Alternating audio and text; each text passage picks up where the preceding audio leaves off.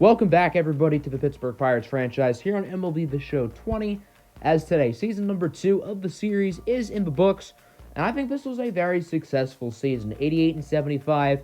We needed a game 163 to determine if we'd make the postseason. Unfortunately, we lost, but still a really, really good year.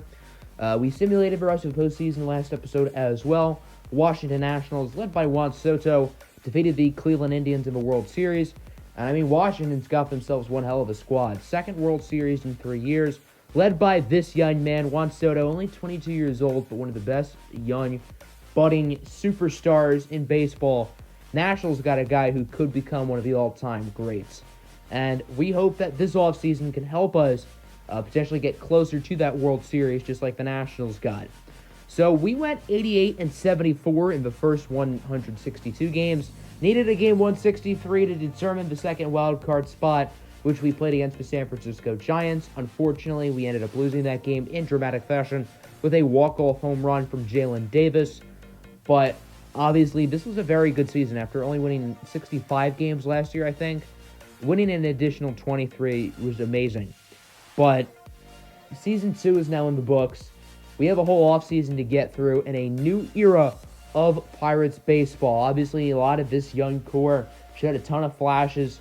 All these guys are going to be back next year for the most part, but this free agency class should be good. Then obviously, we'll see how active we can get in the trade market.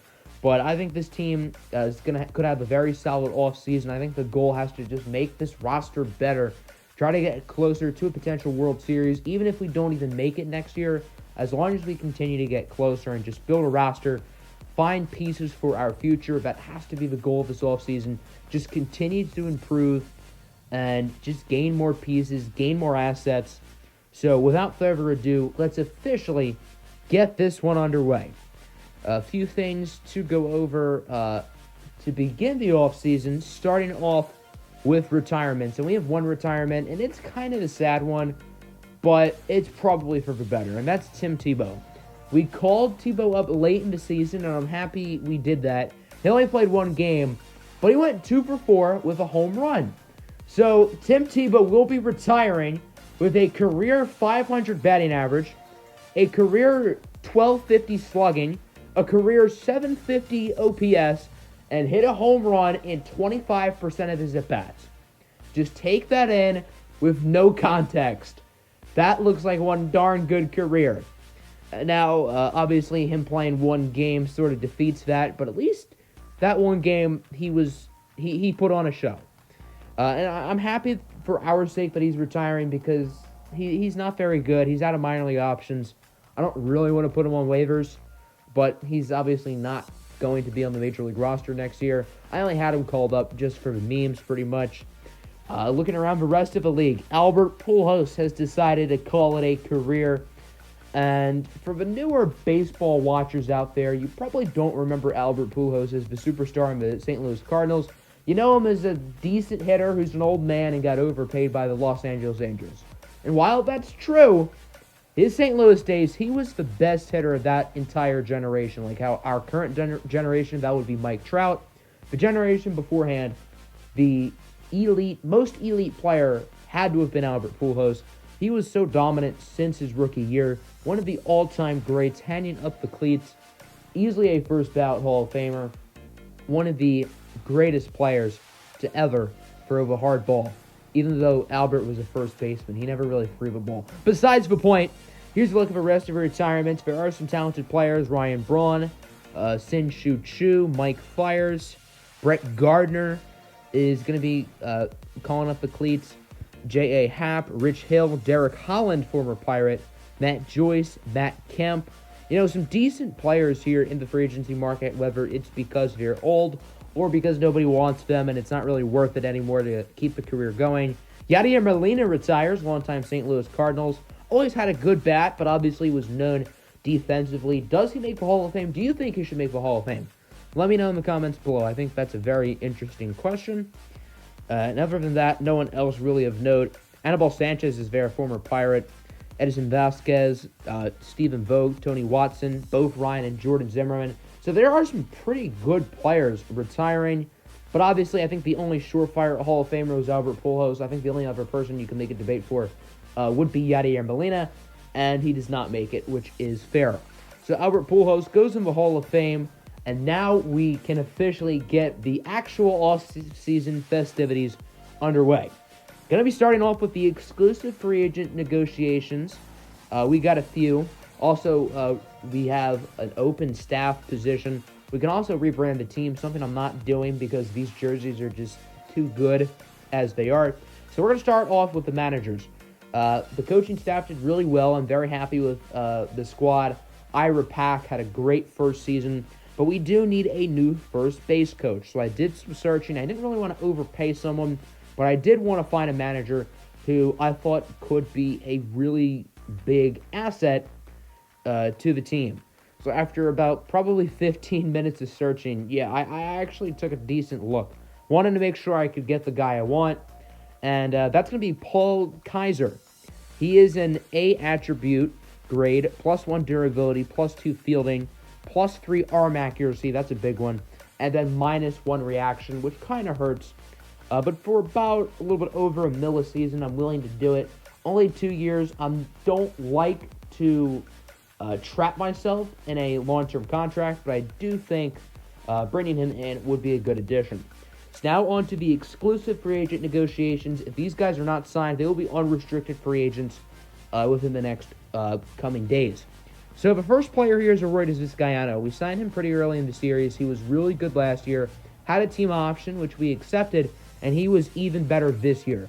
For what it's worth, he did allow the walk-off home run to Jalen Davis to lose us the game last episode, but I still think it's probably smart that we bring him back just because he's been such a good pitcher for us. So Vizcaino will be receiving a 2-year deal worth $6.4 million. That's $3.2 a season with a club option for the second season. A common theme with me is I don't like to trap myself in a long-term deal unless I know the player is a perfect fit, age-wise, talent-wise, etc. Next up, starting pitcher Mike Minor, a guy that we acquired at the trade deadline, and I think we're going to just let him go. He's 34 years old. I don't think he really makes sense for the long-term future of this team. Another trade deadline addition that didn't really work out for us was relief pitcher Dellin Betances.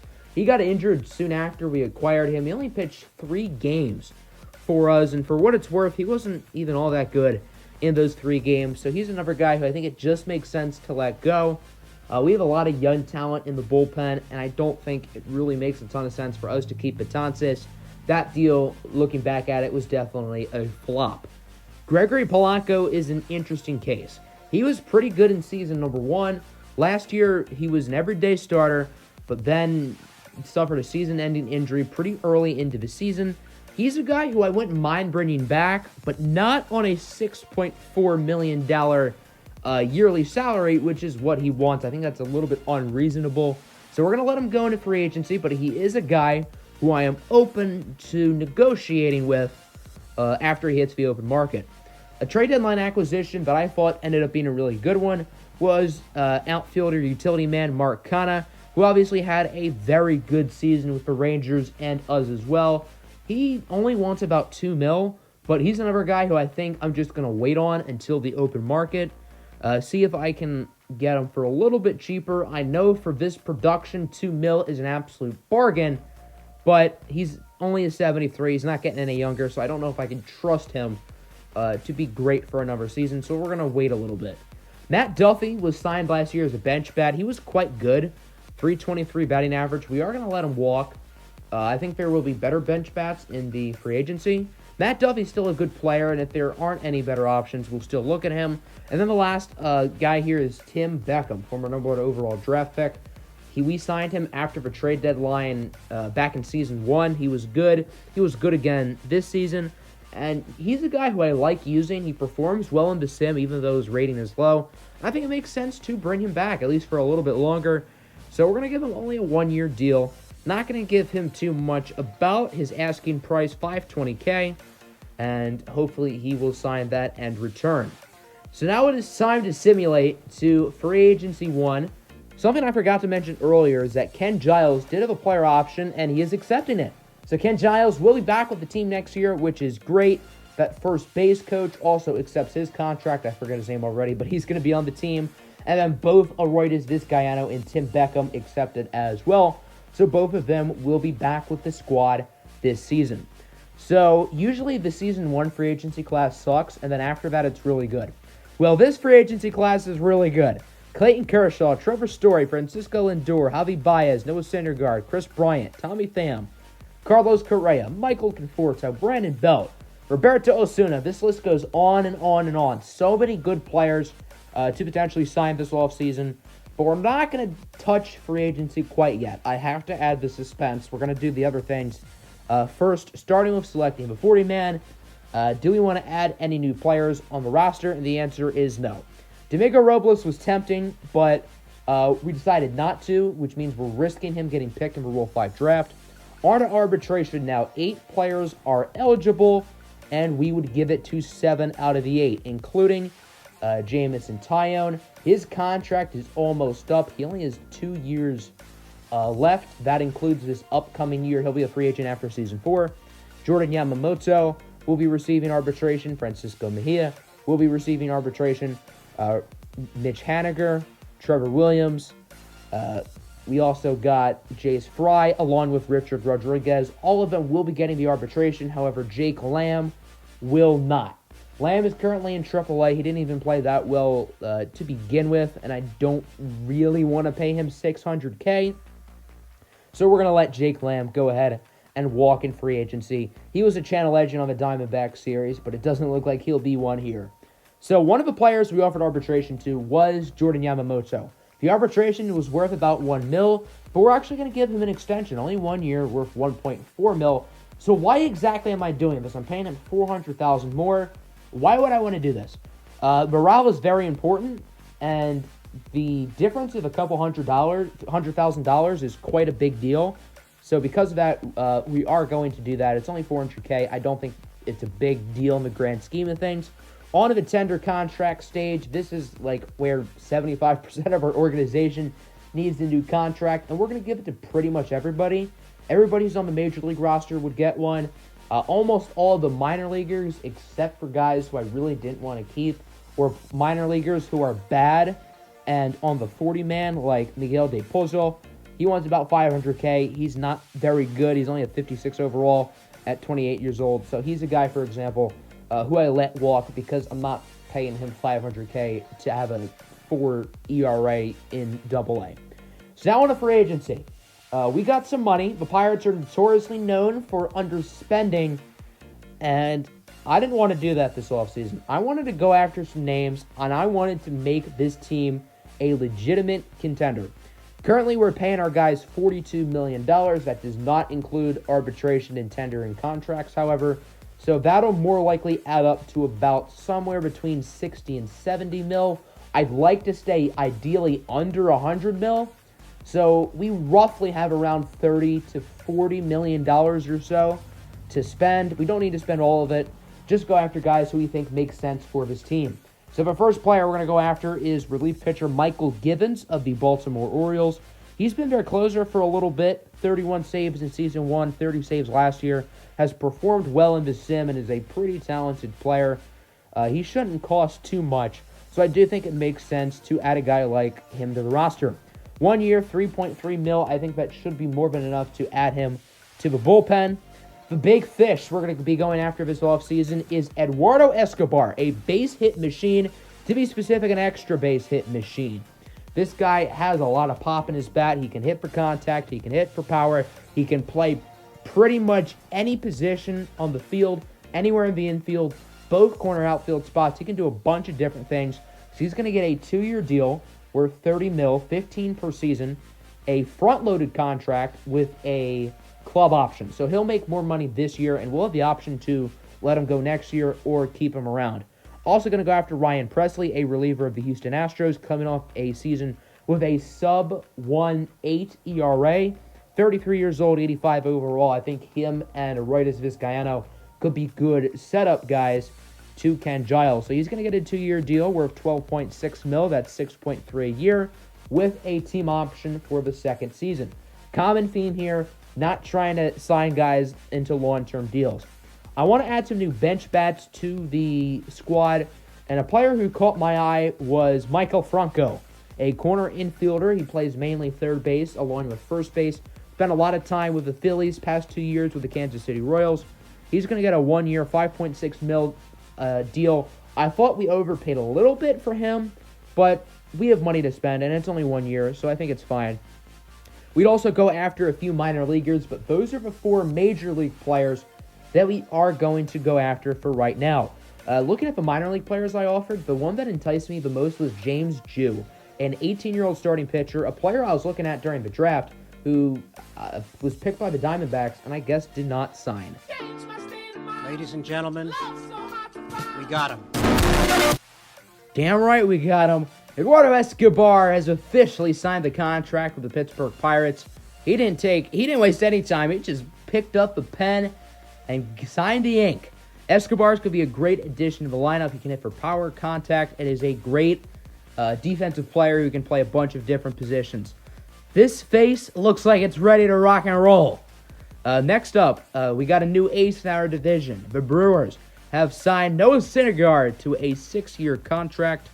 Ryan Presley has accepted our offer, so he is now officially a member of the Pittsburgh Pirates. That's a signing I'm pretty excited about. Roberto Perez going to the San Francisco Giants on a 2-year deal worth nearly $30 million for a guy who can't hit the ball. That's not a very good contract.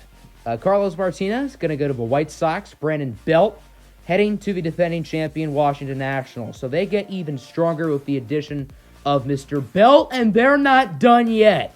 Chris Bryant will be joining the defending champions. If you can't beat them, join them.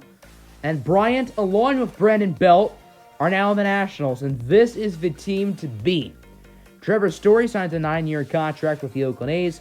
Maybe Marcus Semien is available. Maybe Matt Chapman is available. Something to keep your eye on. But nonetheless, the A's get themselves a nice addition to their lineup. The Cubs get even worse as Javi Baez, the cover boy, going to the Twin Cities, signing with the Minnesota Twins.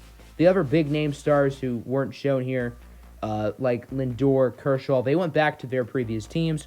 Carlos Correa looked like he was going to go back to the Astros, but instead has signed with the Miami Marlins. So now we enter the next stage of free agency. Players who were arbitration eligible but were not offered are now in here. And there are 2 guys who have been added who really entice me.